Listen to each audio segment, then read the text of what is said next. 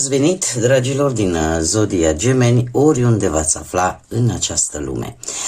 Ca de fiecare dată sunt bucuroasă să fim din nou împreună la o nouă lectură pentru luna martie de data aceasta acestui an 2026, așa că, dragii mei, toți cei care aveți nu doar soarele, ci și luna, Venus sau ascendentul în Zodia Gemeni, această lectură este de asemenea și pentru voi. Cum vă aduc aminte de fiecare dată, este totuși o lectură general colectivă, așa că vă rog să luați decât ceea ce va rezona cu voi. Înainte de a începe lectura cu informațiile aferente ale acestei luni, trebuie să le mulțumesc în primul și în primul rând celor care sunteți deja aici, care mă susțineți prin comentarii, prin fiecare gest de apreciere și fiecare gând bun care vine din partea voastră.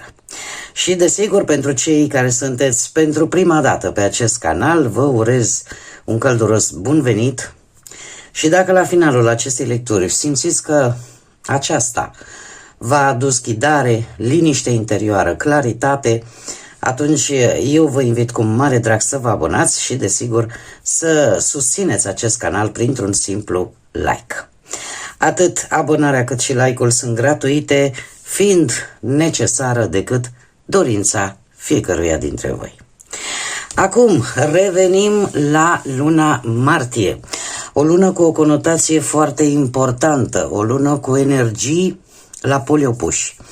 Avem încă de pe 3 martie o lună plină în Fecioară, care pur și simplu vine cu reglaje. Reglaje în mare parte la nivel global pe sănătate publică, pe instituții, pe sisteme, pe muncă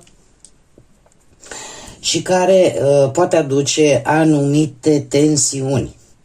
La nivel personal putem resimți unde ne-am mințit, unde am crezut că lucrurile știam că stau cum stau de fapt, dar ne mințeam că poate nu este chiar atât de rău. Toate aceste nebuloase, ca să spun așa, la nivel general ne va trezi. Aș spune că prima jumătate a lunii martie ne vorbește de o trezire, de o analiză, de un detailism și de o gândire foarte, foarte profundă a lucrurilor. Martie este luna în care cumva se va încheia o iluzie, dar începând cu 20 martie, atunci când are loc și intrarea soarelui în semnul Berbecului, unde avem și începutul primăverii, da? Avem echinocțiul de primăvară, mai ales în emisfera nordică, și de asemenea și începutul anului astrologic. Cea de-a doua săptămână, cea de-a doua jumătate de lună, mă scuzați, vine cu dizolvarea, vine cu analiza, cu acea trecere la acțiune, dar prin asumare și prin un start nou.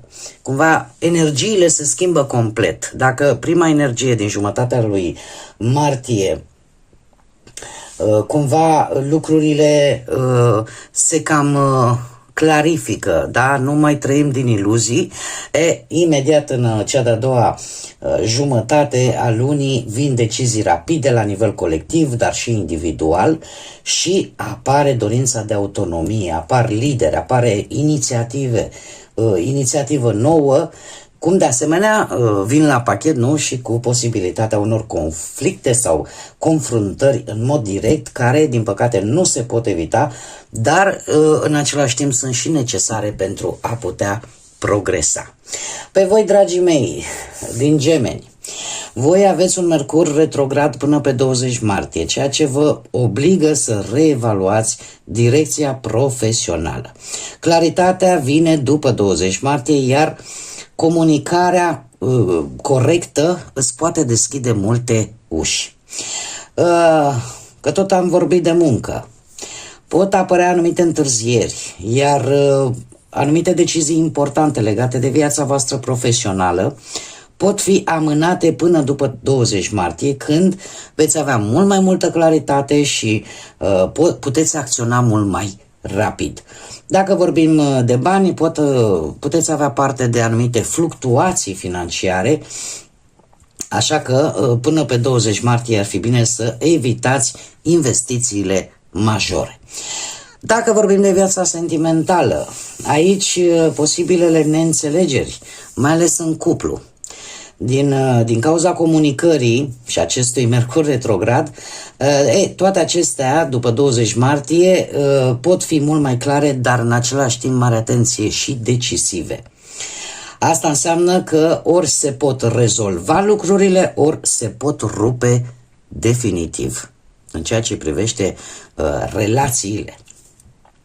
Cei singurei, aș spune că pot avea parte de o posibilă conversație, un posibil dialog cu cineva din trecutul vostru, iar după 20 martie poate apărea un flirt intens sau pur și simplu atracții foarte rapide, chiar dacă sunt ușor instabile, încă nu au o bază concretă. Acum trebuie să vă mai spun, energia acestei luni este guvernată din punct de vedere al tarotului de împărăteasa, spânzuratul și lumea. Ce ne spune asta? Ne spune că există tendința de a face un pic de curățenie în viața voastră, indiferent pe ce aspect vă interesează, de a vedea exact ce este stabil și ce nu, de a analiza cu spânzuratul problemele pe ansamblu și a încerca să vedeți exact unde este buba, ca să spunem așa. Iar, desigur, lumea vine, așa cum am mai spus, cu decizii definitive la sfârșitul acestei luni. Acum, haideți să vedem și ce ne spun cărțile frunzelor de ceai. Am împărțit pe 4 săptămâni întregi. Da? Și avem prima săptămână, avem turnul. Se pare că vorbim de o fundație solidă și ceva care voi veți obține după un anumit efort pe care l-ați făcut. Un succes după un efort depus de voi, după un consum de energie. Sau începe deja să se construiască o fundație solidă. Cea de-a doua săptămână avem drumul de munte, care ne vorbește de acel drum, chiar dacă este sinuos, chiar dacă este mai greoi și chiar dacă poate este plin de tot felul de piedici și de provocări, totuși este drumul vostru și este un drum care vă duce într-o direcție bună, vă duce acolo în top, în vârf. Cea de-a treia săptămână avem o pasăre în așteptare, care ne vorbește de vești, noutăți, pachet sau scrisoare. Veți fi în așteptarea acestor unuia sau poate chiar la toate aceste lucruri în a treia săptămână, ceva care așteptați cu nerăbdare să ajungă la voi, este ceva important. Cea de-a patra săptămână vine cu ceașca, care ne vorbește de o critică validă pe care totuși ar trebui să o luați în considerare, ar trebui cumva să o acceptați. Haideți să vedem acum ce ne spune tarotul. Am văzut așa în mare cam despre ce ar fi vorba, dar să vedem ce ne spune tarotul și ce vine pentru dragii mei din Gemeni în luna martie, atât pe plan profesional, financiar sau sentimental. Să vedem.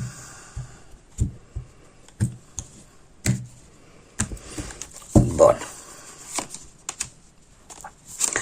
Pe plan profesional, provocarea voastră ține foarte mult de un conflict, de rezolvarea poate a unui conflict și eu aș spune că aveți șanse să-l finalizați, chiar dacă nu va fi foarte ușor, dar și în momentul în care îl veți finaliza, cumva va fi ca cum să spun eu, ca o victorie personală. Avem un 5 de spade, un 5 de spade care îmi vorbește de anumite conflicte, tensiuni pe nedrept, poate la locul de muncă sau poate cu asociații voștri sau poate vis-a-vis de, nu știu, de niște examene pe care voi ați vrea să le dați, niște examene destul de complicate, în care vi se pare că unii sunt mai avantajați față de voi, de exemplu. Resursele voastre indică faptul că aveți cu ce, ca să spun așa, sunteți destul de echilibrați și trebuie să vă spun că aveți mari șanse să obțineți, poate, nu știu, să rezolvați un dosar complicat, birocratic, să spunem așa, care v-a tot dat bătăi de cap și să obțineți pensionarea, de exemplu, sau să obțineți, nu știu, o avansare sau brusc să apară un job care te va ajuta în viitor să crești, să avansezi. Ce este foarte interesant, avem un 7 de bâte care îmi vorbește de faptul că te simți oarecum atacat și în această lună, dar cu resursele pe care voi le aveți puteți ieși învingători. Chiar dacă voi vă simțiți oarecum amenințați de cineva sau de o anumită situație la nivel profesional, totuși voi aveți resurse sau sunteți pe o poziție dominantă și atunci aveți mari șanse să ieșiți la final victorioși. Acum, poate unii dintre voi vreți să vă deschideți propria afacere și implicarea asta birocratică să vă creeze tot felul de probleme prin... birocrația vine de la oameni și de la, cum să spun, de la acțiunea lor. Și știm foarte bine cum funcționează societatea în general în ziua de astăzi, dar mie mi-arată cărțile că indiferent de ce aspect al vieții, indiferent de ce aspect vorbim la nivel profesional, lucrurile se pot rezolva pentru că sunteți destul de echilibrați și eu aș mai spune că aveți acel echilibru de care aveți nevoie. Aveți acel as în mânecă, să spunem așa, o anumită siguranță care vă poate ajuta. Chiar dacă, așa cum am mai spus, nu va fi ușor. Mergem mai departe. Partea financiară. Partea financiară, trebuie să vă spun, ține foarte mult de niște bani din moșteniri, niște bani poate pe care voi vreți să-i obțineți în urma unui proces, poate... Dar să știți că resursele voastre nu sunt tocmai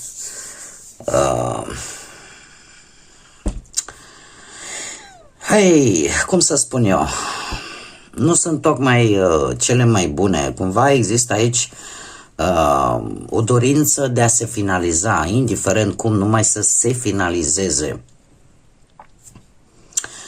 Probabil că pentru unii judecata aici ne poate vorbi de un telefon pe care voi îl așteptați, o comunicare poate oficială pe care voi o așteptați și care, din păcate, nu vă va cădea foarte bine. Mie nu-mi place nici să vă mint, dar nici nu-mi place să mă joc cu cuvintele. Ceea ce îmi arată mie cărțile, aia vă spun, voi nu o luați ca pe ceva, băi, și asta nu mă ajută cu nimic. Nu, în momentul în care vezi un adevăr, în momentul în care vezi o anumită energie, trebuie să vă spun, dragilor, că stă în puterea voastră să o schimbați și nu trebuie luat tarotul și oricare altă carte de oracol care se ocupă cu cartomanția, să o luați ca pe o, cum să spun eu, o obligație. Dom'le, mi-a spus mie cărțile, așa trebuie să fac. Nu, ele arată energiile, dar depinde foarte mult de voi ce faceți cu ele.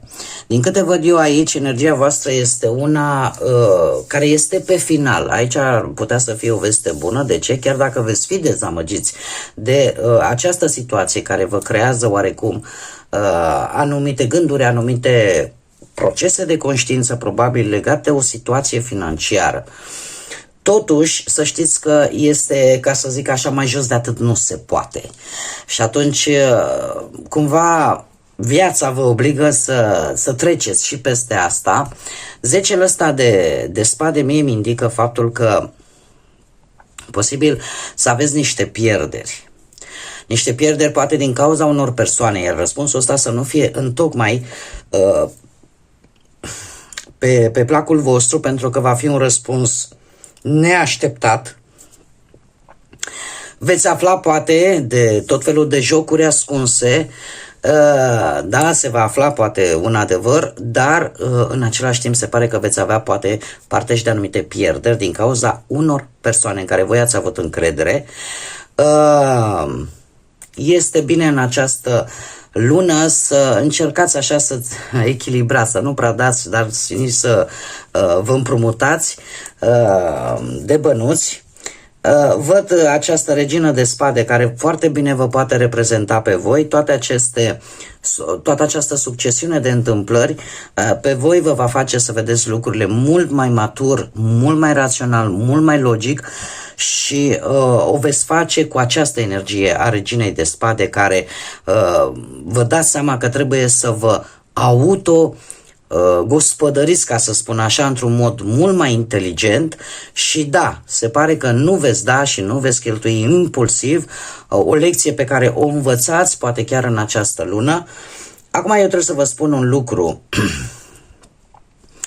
Acest 10 de spade, de fapt, în același timp simbolizează dezamăgirea, durerea chiar, dar în același timp simbolizează sfârșitul acestei situații. Chiar dacă este greu de digerat, totuși pe voi vă ajută, mai ales după 20 martie, vă ajută să vă dați seama cât de puternici sunteți, cel puțin din punct de vedere mental, și că puteți să o duceți mai departe. Veți aborda situația într-un mod foarte matur, ceea ce este chiar foarte bine. Da? Eu aș mai spune că, nu știu, poate să fie vorba și de anumite documente, anumite contracte, moșteniri, pe care tu, dacă le judeci la modul corect, probabil că ar fi trebuit să fie în favoarea voastră, dar lucrurile se pare că nu vor sta cel puțin chiar așa. Haideți să vedem pe partea asta de relații sentimentale. Începem cu voi, dragilor. Provocarea voastră este aceea de a lăsa în urmă ceva ce nu mai corespunde, ceva ce nu vă mai, cum să spun eu, poate relația în sine, sau poate, din câte văd aici, am împăratul. Organizarea aveți și am chiar și nebunul. Dragilor, și aici dați dovadă de maturitate. Mie cărțile îmi spun, unii dintre voi, cei care se regăsesc cu această informație, veți lăsa în urmă o relație, vă veți reorganiza, veți lua în calcul la modul cel mai clar, cel mai matur, posibil această relație nu mai avea viitor, din diferite motive, pentru că sunt N factori care pot duce la această decizie a voastră și cred că provocarea cea mai mare pentru cei care se regăsesc cu acest mesaj este acela de a lăsa în urmă ceea ce nu mai funcționează într-o relație sentimentală. 8 de cupe, despre asta ne vorbește, chiar dacă sunteți decepționați, chiar dacă, cum să spun eu, aveți, să zicem, oarece păreri de rău, se pare că decizia stă la voi, voi determinați dacă o relație se termină sau nu, este provocarea acestei luni pentru voi și cumva, dacă v-ați gândit, aștept momentul potrivit, știți cum e, momentul potrivit e atunci când tu te decizi să faci acest lucru. Nu există neapărat un moment potrivit. Mă despar luni, mă despar miercuri sau duminică. Nu. Atunci când tu simți cu adevărat că ăsta este pasul pe care trebuie să-l faci. Da? Și să fie într-un mod calm, lucid și rațional. Nu la nervi, nu din impuls sau din alți factori. Că nu vei trata lucrul acesta cu seriozitate, strategic îl vei trata și vreau să spun că în cazul de față nebunul se transformă în maestru, adică îți vei canaliza viitorul într-un mod mult mai matur și mult mai organizat, mult mai strategic în ceea ce privește viața ta, viața voastră sentimentală de relație sau cum ar trebui ea să se desfășoare, pentru că dorința voastră este aceea de bază solidă. Probabil că se vor regăsi cei care, domne, nu mai vreau decât aventură, vreau ceva mai solid. Și în momentul în care nu primești acest lucru, atunci se ia această hotărâre de a lăsa în urmă. Cei singurei, la voi provocarea, dragilor, stă și să știți că cumva veți reuși să ieșiți. Cei singurei, aș spune că sunteți oarecum, nu știu dacă neapărat plictisiți, dar sunteți provocarea voastră e aceea de a gândi foarte profund, de a vă elibera, mai bine zis, de ceva din trecutul vostru, poate de o relație din trecut, deci o energie din trecutul vostru. Și chiar dacă, probabil, acest lucru va veni, așa cum bine am văzut și din punct de vedere astrologic, în urma unei posibile conversații cu cineva din trecutul vostru, unde vi se vor clarifica, mare atenție, multe din necunoscutele pe care le-ați avut poate până acum. Faptul că avem un 10 de monede, asta îmi spune că există resurse, că, cum să spun eu, într-un fel sau altul, deocamdată aveți o situație, să zicem, destul de stabilă, poate din punct de vedere financiar, sau aveți sprijinul familiei, iar lucrul ăsta, în special cei care aveți poate și zodii de pământ în ascendent, Taur, Fecioară sau Capricorn, face ca voi să fiți foarte canalizați în primul și în primul rând pe situația voastră financiară, pe, cum să spun eu, și să realizați, cred că cel mai important, că aveți destul de multe calități în așa fel încât iubirea, dragostea să ajungă la voi. Și că nu trebuie să disperați în a atrage atenția cuiva, puteți să vă folosiți strict de calitățile voastre pe care le dețineți deja. Cum de altminteri putem vorbi de o energie destul de maternă, aș spune, maternală, paternală, pentru că vorbim de o lectură generală, al unui părinte, al unei persoane în vârstă care efectiv să te sprijine, să fie acolo când tu ai nevoie, în așa fel încât efectiv să-ți dai seama că trebuie să recunoști și calitățile pe care le ai, nu neapărat decât defectele. Da? Un sprijin moral care este acolo lângă voi și chiar care, eu aș spune că la un moment dat poate să vă și sprijine financiar. Este acea mămică a tuturor răniților, acea energie care acordă sprijin. Haideți să vedem și ce mesaj au florile, dat fiind și faptul că începem primăvara, da? E prima lună de primăvară și seamănă foarte mult cu viorelele, cred. Aici am denumirea în latină crocus și spune este un ghid spiritual. Împarte înțelepciunea cu ceilalți, pentru că te-ai născut ca să îi înveți, ca să cumva să educi. Probabil că toate aceste experiențe pe care unii dintre voi le-ați trăit, mai mult sau mai puțin, acum depinde de fiecare ce vârstă are și experiențele, pentru că sunt persoane tinere care pot să aibă într-adevăr niște experiențe de viață tumultoase și provocatoare, dar nu este rău că aceste experiențe poate la un moment dat să ajute și pe alții. Asta ar fi una. Și ce mai este important, simt să vă spun acest lucru, e posibil ca în această lună să aveți parte de un contact, de o comunicare cu cineva care efectiv să vă aducă lumină în minte, cel puțin, și în suflete. Să aibă acea încărcătură pozitivă care pe voi să vă ajute să mergeți mai departe, dar să analizați și să vedeți lucrurile într-un mod cu totul și cu totul diferit, așa cum o face un ghid spiritual. Haideți să vedem și ce mesaj are Universul pentru voi, dragilor din Gemeni, în luna martie. Un mesaj, te rog, pentru dragii mei din Gemeni.